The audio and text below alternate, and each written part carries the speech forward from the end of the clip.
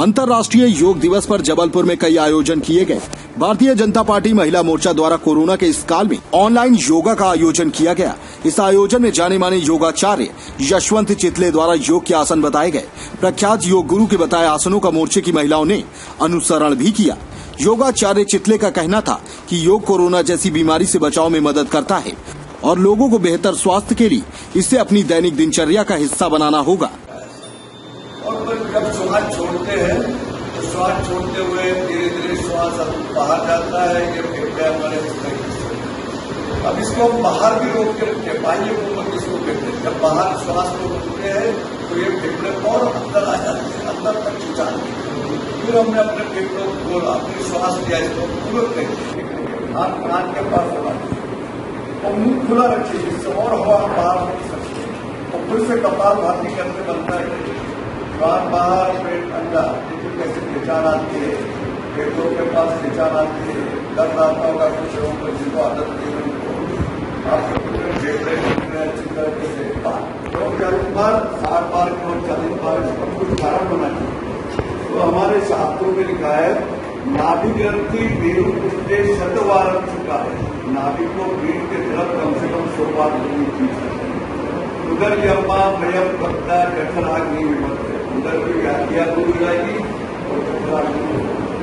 तो हमारे जो शास्त्र में समझ सकते हैं जिसको सब प्राप्त किया हुआ है उसको मानते हुए हम लोगों ने अब इसी का एक और क्रिया जिससे आपके फेफड़े खुलेंगे। इसलिए मैं आपको ये समझा दोनों कोहनियां पकड़ लीजिए। वो खांसी आएगी अगर अंदर कब होगा इस तरीके से निकल जाए तो ये कब निकालने के लिए किया है।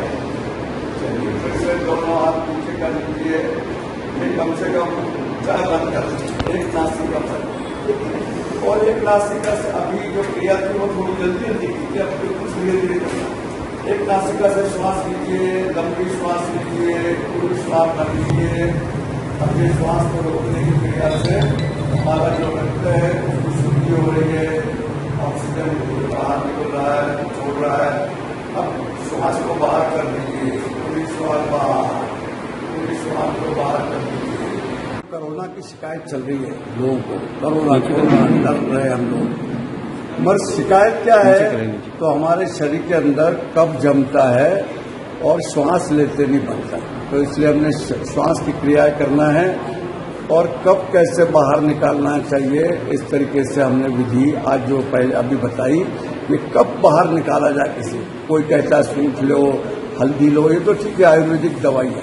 मगर जब तक आपके फेफड़ों के अंदर जो कफ चिपका हुआ उसको जब तक आप बाहर करने का प्रयास नहीं करेंगे ये कफ जल्दी से बाहर नहीं। इसलिए कहा गया है कपाल भाती विख्याता कफ दोष शोषण। कफ का दोष जो है कपाल भाती करने से अपने आप दूर होगा। तो इसलिए ये प्राणायाम रोज करना चाहिए, डेली करना चाहिए। उससे हमारा एनर्जी लेवल बनता है, हमारे शरीर के अंदर एनर्जी आती है, ऑक्सीजन मिलेगा हमको।